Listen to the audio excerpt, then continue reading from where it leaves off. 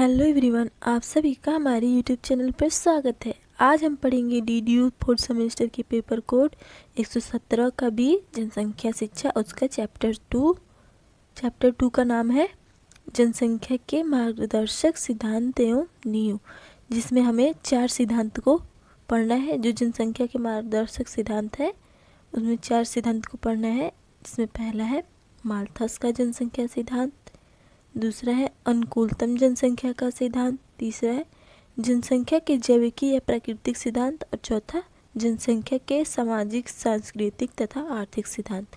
ये 4 सिद्धांत को हमें डीडीयू फोर्थ सेमेस्टर में पढ़ना है। आइए हम शुरू करते हैं। पहला, माल्थस का जनसंख्या सिद्धांत। तो अर्थशास्त्री रॉबर्ट माल्थस का जन्म 1760 ईस्वी में इंग्लैंड में हुआ और 1798 में माल्थस ने अपना ऐतिहासिक निबंध द प्रिंसिपल ऑफ पॉपुलेशन इस बुक को प्रकाशित किया। इस निबंध में अपना संख्या संबंधी दृष्टिकोण व्यक्त किया कि खाद्यान्न पर जनसंख्या का बढ़ता हुआ दबाव विश्व के लिए संकट का सूचक है। यानी जो खाद्यान्नों का जो जनसंख्या बढ़ रही है उस पर जो खाद्य पदार्थ है उनका क्या प्रभाव है, ये उन्होंने व्यक्त किया जनसंख्या पर। और इसको माल्थस ने के इस सिद्धांत को माल्थुसियन नियम कहते हैं। माल्थस के इस नियम को माल्थस ने अपना निबंध के द्वितीय संस्करण को संशोधित किया। अब इस सिद्धांत का शीर्षक था An essay on principles of population or view of its past and present effect of human happiness। यानी उनका पहला जो संस्करण था उसको उन्होंने संशोधित करके ये दूसरा संस्करण को प्रकाशित किया। तो इसका नाम ये था। माल्थस ने अपने जनसंख्या सिद्धांत को निम्नलिखित 3 सूत्रों के रूप में प्रदर्शित किया है। जैसे इनके 3 सूत्र हैं। जनसंख्या आवश्यक रूप से जीवन निर्वाह के साधनों से नियंत्रित होती है। यानी उन्होंने बताया कि जो जनसंख्या है वह जीवन निर्वाह के जो साधन है, खाद्य पदार्थ है, उनके द्वारा नियंत्रित होती है। हमारा दूसरा पॉइंट है कि जब कोई शक्तिशाली अवरोधक जनसंख्या वृद्धि को नियंत्रित नहीं करती, उसकी प्रवृत्ति आवश्यक रूप से जीवन निर्वाह के साधनों की अपेक्षा अधिक तेजी से बढ़ने की होती है। जीवन के निर्वाह के साधनों को अंकगणितीय अनुपात से अधिक तीव्र गति से बढ़ाना संभव नहीं होता है। तो उन्होंने बताया कि जो जनसंख्या है वह खाद्यान्न उत्पादन से ज़्यादा बढ़ती है, दुगुनी तेजी से बढ़ती है। यानी जो जनसंख्या है वह अंकगणितीय ज्यामितीय अनुपात से बढ़ती है और जो अंकगणितीय अनुपात है उससे खाद्यान्न बढ़ते हैं। तीसरा है जनसंख्या की श्रेष्ठ शक्ति को नियंत्रित करने वाले तथा उसकी जीवन निर्वाह के साधनों तक सीमित रखने वाले अवरोधक 3 है, जिसमें पहला है नैतिक संयम, और दूसरा है पाप और तीसरा है दुख। माल्थस के जनसंख्या सिद्धांत के अंतर्निहित तत्वों का स्पष्टीकरण हमारा अगला पॉइंट है, जिसमें माल्थस का जनसंख्या सिद्धांत निम्न महत्वपूर्ण मान्यताओं पर आधारित है। पहला है माल्थस ने काम वासना तथा संतानोत्पत्ति में प्रत्यक्ष संबंध बताया। यानी उन्होंने काम वासना और जो संतानोत्पत्ति की क्षमता है उसको प्रत्यक्ष संबंध बताया। दूसरा है माल्थस ने आर्थिक संपन्नता तथा संतानोत्पत्ति में घनिष्ठ तथा प्रत्यक्ष संबंध माना। और तीसरा है मनुष्य के जीवन निर्वाह के लिए भोजन आवश्यक है। चौथा, कृषि में उत्पत्ति ह्रास नियम लागू होता है। उन्होंने बताया जिसमें उत्पत्ति ह्रास नियम का मतलब है यदि किसी एक उत्पत्ति के साधन की मात्रा को स्थिर रख दिया जाए एवं अन्य साधनों की मात्रा में उच्चतर बढ़ोतरी की जाए तो एक निश्चित बिंदु के बाद उत्पादन में घटती दर में वृद्धि होगी। यानी कि अगर एक जनसंख्या है, अगर इसको ही निश्चित रख दे और कृषि में बढ़ावा दे तो इससे जनसंख्या पर कृषि का बुरा प्रभाव नहीं पड़ेगा, यानी सबके लिए खाद्यान्न उपलब्ध रहेंगे। तो कृषि ह्रास नियम का मतलब ये है कि अगर जनसंख्या बढ़ रही है तो कृषि में बढ़ावा दिया जाए जनसंख्या के अलावा, तो जिससे कृषि में के द्वारा इन दोनों में मेंटेन हो जाए हमारा अगला पॉइंट है माल्थस के जनसंख्या सिद्धांत के प्रमुख निष्कर्ष, जिसमें से इनके निष्कर्ष है जनसंख्या वृद्धि की दर। तो माल्थस के अनुसार जो जनसंख्या है वह ज्यामितीय अनुपात में बढ़ता है, जैसे 1:2:4 8:16, यानी इस दर से जनसंख्या की वृद्धि होती है। ये बहुत इंपॉर्टेंट है, जैसे कि एग्जाम में पूछ सकता है कि जनसंख्या की वृद्धि किस दर से होती है, तो इसका राइट आंसर होगा ज्यामितीय अनुपात से, माल्थस के अनुसार। और दूसरा है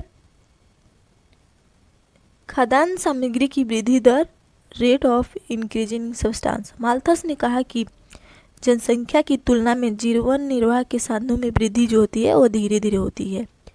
उसके अनुसार खाद्य सामग्री में वृद्धि अंकगणितीय अनुपात, जैसे कि खाद्य सामग्री है उनका जो वृद्धि दर होता है वो अंकगणितीय अनुपात में होता है, जैसे 1:2:3 ऐसे करके। तो जो ऊपर हम लोग पढ़ रहे थे वो सब इन्हीं सब के बारे में था। तो ये खाद्य सामग्री की वृद्धि कैसे किस अनुपात में होती है, तो अंकगणितीय अनुपात में। और जिससे क्या होता है कि जो जनसंख्या तथा खाद्य सामग्री में असंतुलन हो जाता है। अब मान लीजिए एक वस्तु दुगुनी रफ्तार से बढ़े और एक वस्तु की जो बढ़ने की तीव्रता है वह एक ही रफ्तार से बढ़े, तो इन दोनों में असंतुलन तो होगा ही। उन्होंने यही बताया था कि खाद्यान्न सामग्री शीघ्र से नहीं बढ़ती है, तो इससे जनसंख्या और खाद्य में असंतुलन होगा। तो जनसंख्या तथा खाद्य की वृद्धि के अनुपात में अंतर होने के कारण खाद्यान्नों की तुलना में जनसंख्या वृद्धि अधिक तीव्रता के साथ होती है, यानी इन दोनों के अनुपात में अंतर है।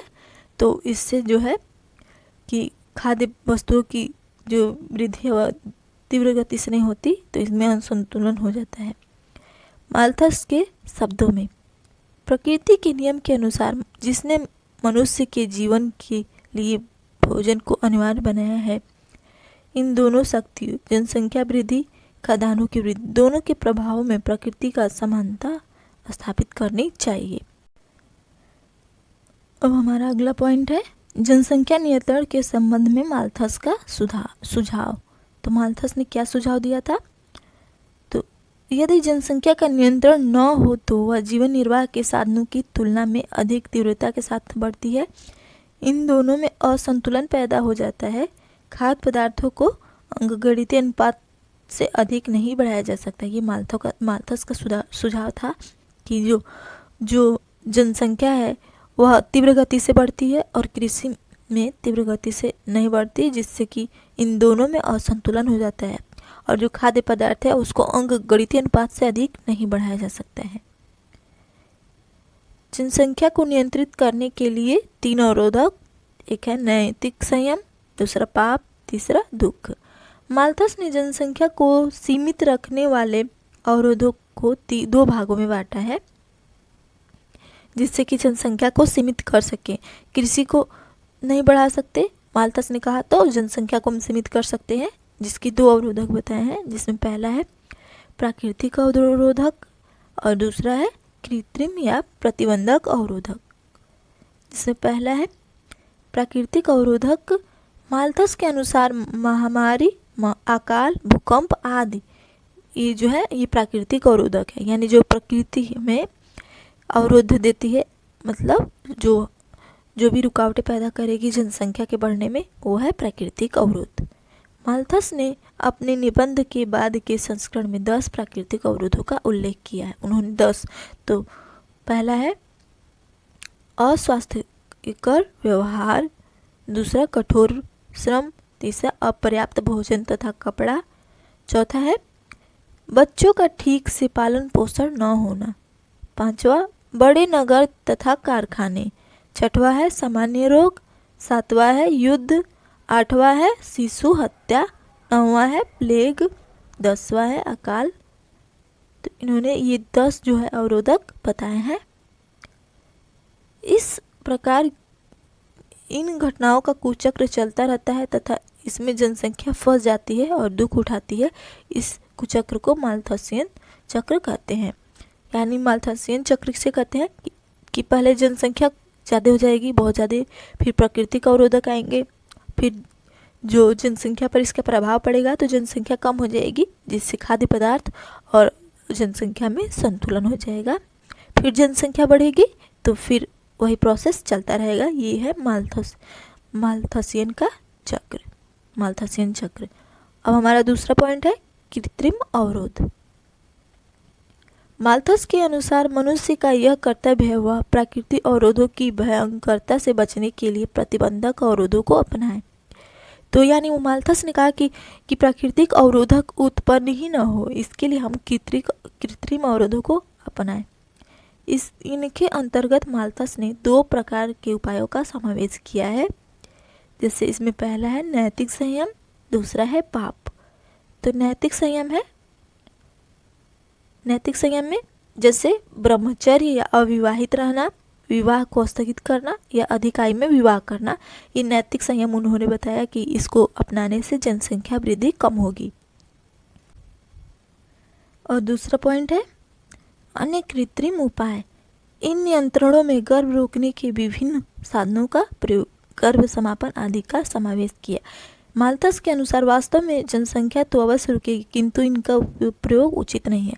यानी जो माल्थस है वह कृत्रिम उपाय पर उसको पाप मानते थे, तो उसको उचित नहीं मानते थे। और नैतिक संयम को ज़्यादा उचित मानते थे। अब जो माल्थस का जनसंख्या सिद्धांत हमने पढ़ा, उसको मैंने एक चार्ट के द्वारा आपको समझाने की पूरी कोशिश की है। ये जितना भी ऑल अबाउट हम ऊपर पढ़े हैं उसका ये शॉर्ट पॉइंट है, जिसमें जनसंख्या में ज्यामितीय दर में वृद्धि होती है। माल्थस ने बताया कि जनसंख्या में ज्यामितीय दर में वृद्धि होती है और खाद्यान्न में अंकगणितीय दर में वृद्धि होती है। इससे क्या होता है कि जनसंख्या और खाद्य पूर्ति में असंतुलन हो जाता है। और इस असंतुलन को दूर करने के लिए उन्होंने 2 उपाय बताए। इसे दूर करने के उपाय बताए, जिसमें पहला है नैसर्गिक या प्राकृतिक अवरोध, जिसमें युद्ध, बीमारियां, अकाल, बाढ़, भूकंप आदि। और दूसरा बताया प्रतिबंधक कृत्रिम अवरोधक। तो जिसमें ये जो प्राकृतिक अवरोधक है उनको वे कष्टकारी मानते थे, और जो कृत्रिम अवरोधक है उसमें उन्होंने 2 अवरोधक बताए, एक नैतिक प्रबंध, दूसरा संतति निग्रह के कृत्रिम साधन। नैतिक प्रतिबंध में बताया कि जो संयम, ब्रह्मचर्य, विलंब विवाह आदि। और संतति कृत्रिम निग्रह में उन्हें बताया कि जैसे कि गर्भ समापन जैसे दवाइयों का प्रयोग। तो उन्होंने जो है नैतिक समय प्रतिबंध को जो है नैतिक संयम को ज़्यादा अच्छा समझा। उन्होंने इसको जनसंख्या नियंत्रण का अच्छा उपाय बताया। और जो कृत्रिम साधन है जैसे कि गर्भ समापन, इन सब को माल्थस पाप मानते थे। अब माल्थस के जनसंख्या सिद्धांत की आलोचना कैसे हुई? तो माल्थस के जनसंख्या सिद्धांत की प्रमुख आलोचना निम्नलिखित है। जिसमें पहला है माल्थस के जनसंख्या सिद्धांत की मान्यता उचित नहीं है। तो उसमें मनुष्य की काम वासना स्थिर रहती है। यानी उन्होंने बताया कि मनुष्य जो है वह मनुष्य जीव काम वासना स्थिर रहती है, लेकिन जो ये मनुष्य की काम वासना है वह बढ़ती उम्र के साथ घट जाती है। दूसरा है काम वासना की संतुष्टि तथा संतानोत्पत्ति में प्रत्यक्ष संबंध बताया। और तीसरा है जीवन स्तर ऊंचा उठने के साथ साथ संतानोत्पत्ति की इच्छा बढ़ जाती है। यानी उन्होंने कहा कि अगर आदमी का आर्थिक विकास ज़्यादा होता है तो वह संतानोत्पत्ति ज़्यादा करता है। जैसे कि कोई व्यक्ति अगर ज़्यादा धनी है तो वो सोचता है कि मेरे ज़्यादा लड़के होंगे तो मेरा जो धन है वो अच्छे से खर्च करेंगे। तो ऐसा उन्होंने बोला था, लेकिन ऐसा नहीं है। अब जीवन स्तर ऊंचा उठ रहा है तो सभी जो आर्थिक लोग संपन्न लोग हैं उनके कम बच्चे होते हैं। दूसरा है जनसंख्या की वृद्धि ज्यामितीय अनुपात में तथा खाद्य सामग्री की वृद्धि अंकगणितीय अनुपात में होता है। उन्होंने बताया कि जो जनसंख्या वृद्धि है वह ज्यामितीय अनुपात में और खाद्य सामग्री की वृद्धि अंकगणितीय अनुपात में होती है। लेकिन जब हरित क्रांति आई तो इससे उनका जो ये सिद्धांत था वो फ्लॉप हो गया। यानी जो खाद्य सामग्री है उसमें वृद्धि बहुत ही ज़्यादा हुई हरित क्रांति के द्वारा। तो उन्होंने जो तकनीक है उन पर जोर नहीं दिया था। तीसरा है जनसंख्या वृद्धि किसी देश के लिए सदा हानिकारक होती है, उन्होंने बताया। लेकिन अगर किसी देश में जनसंख्या कम है और तो वहाँ जनसंख्या वृद्धि हो तो वो लाभदायक है, ऐसा उन्होंने नहीं कहा। उन्होंने कहा कि जो जनसंख्या वृद्धि है वो हमेशा हानिकारक होती है। और चौथा पॉइंट है संयम का सुझाव अव्यवहारिक, यानी उन्होंने जो संयम है, नैतिक भावना और इन सब को अच्छा बताया, जबकि इससे मनुष्य के अंदर जो है उनके व्यवहार में परिवर्तन हो सकता है।